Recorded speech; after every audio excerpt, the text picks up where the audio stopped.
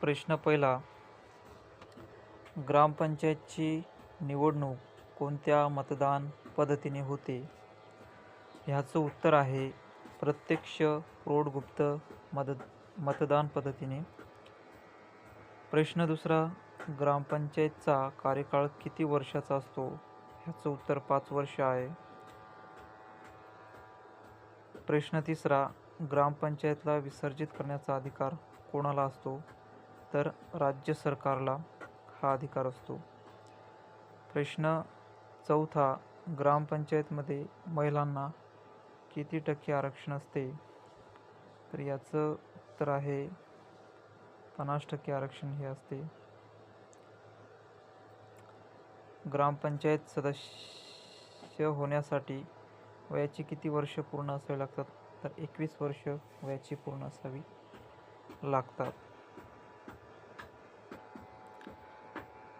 प्रश्न 6, ग्रामपंचायत विसर्जित झाल्यापासून किती महिन्याच्या आत निवडणुका घेणे बंधनकारक आहे? तर 6 महिन्याच्या आत निवडणुका घेणे बंधन आहे. सरपंचाचा कार्यकाळ किती वर्षाचा असतो? तर सरपंचाचा कार्यकाळ 5 वर्षाचा असतो. सरपंच आपल्या पदाचा राजीनामा कोणाकडे देतो? तर सरपंच आपल्या पदाचा राजीनामा हा पंचायत समिती सभापती यांच्याकडे देत असतो. उपसरपंच आपल्या पदाचा राजीनामा कोणाकडे देतो? तर सरपंचाकडे देत असतो.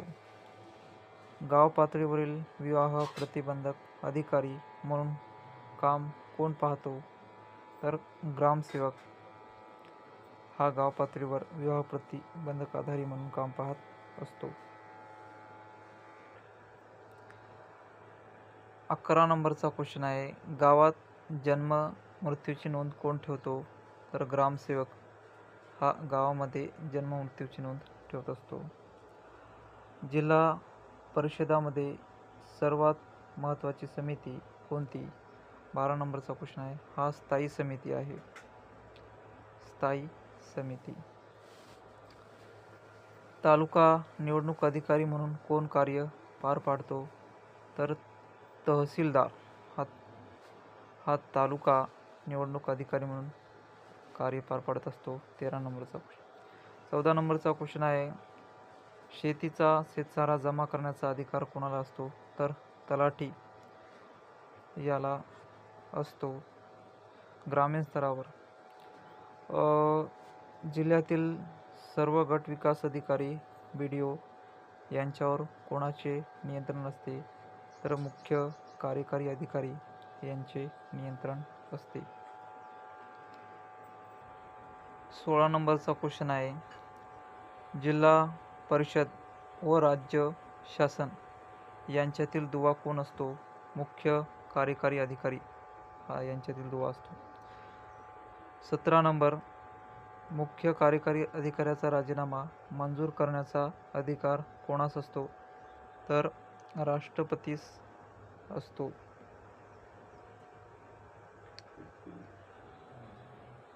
भारतात जिल्हाधिकारी पदाची निर्मिती कोणत्या वर्षी झाली? 1772 ईस्ट इंडिया कंपनीने कलेक्टर पद निर्माण केले. 19वा क्वेश्चन आहे, उपराष्ट्रपतीच्या निवडणुकीत कोणत्या सभागृहाचे निर्वाचित सदस्य भाग घेतात? लोकसभा व राज्यसभा. सर्वात बुद्धिमान प्राणी कोणता? तर सर्वात बुद्धिमान प्राणी म्हणजे माणूस. थर्मासच्या 21 नंबरचा क्वेश्चन आहे, थर्मासच्या पृष्ठभागाला कोणत्या धातूचा मुलामा असतो? चांदी या धातूचा मुलामा असतो. 22 नंबरचा क्वेश्चन, पृथ्वी स्वतःभोवती पश्चिमेकडून पूर्वेकडे फिरते याला काय म्हणतात? परिवलन म्हणतात. 23 नंबरचा क्वेश्चन आहे, गोंड राज्याचा जिल्हा कोणता? तर गडचिरोली हा आहे.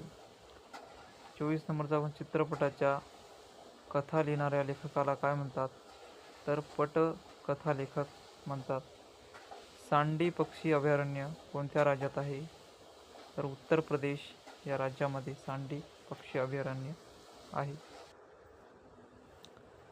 26 नंबरचा प्रश्न आहे, 1 मे रोजी कोणत्या राज्यांचा स्थापना दिवस साजरा करण्यात येतो? महाराष्ट्र व गुजरात या 2 राज्यांचा स्थापना दिवस साजरा करण्यात येतो. गणेशोत्सव हा सण किती दिवस चालतो? तर हा सण 11 दिवस चालतो. 28 नंबरचा क्वेश्चन, अवजारे तयार करणाऱ्या माणसांना काय म्हणतात? तर कारागीर म्हणतात.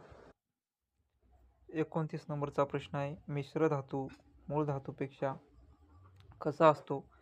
तर टणक असतो. ग्रामपंचायतीचे दैनंदिन कामकाज कोण पाहतो? तर ग्रामसेवक पाहतो.